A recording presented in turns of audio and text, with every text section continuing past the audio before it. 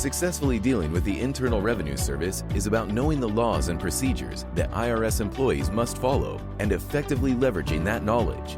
Attorney Tony Ramos has been helping taxpayers deal with the IRS since 1989, and today, his law practice is dedicated solely to resolving tax debt for his clients. If you want to learn how to deal with the IRS to settle your tax debt in your best interest, keep listening. If you want a free consultation with Tony Ramos, go to tonyramoslaw.com/relief.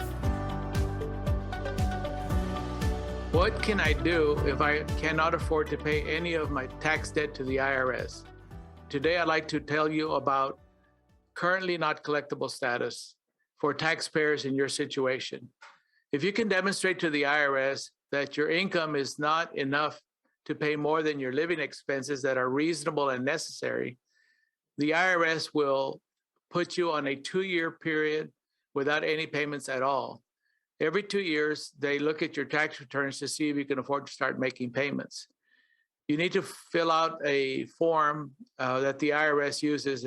It's a 2-page form, which will show all your income and your expenses, your assets and your liabilities. Now, you do not have to be current on filing your tax returns, but if you have assets that have equity and you can either sell them or borrow against them, the IRS will ask you to do that. If you have a home with equity, they will ask you to try to borrow against your home. But in the situation that I have just described, if you can't pay more than your living expenses, you won't be able to pay a loan. So that should not be a problem. So if this is of interest to you and you would like a free consultation with me, there's a phone number on this page or a form you can fill out, and we'll be glad to take care of you.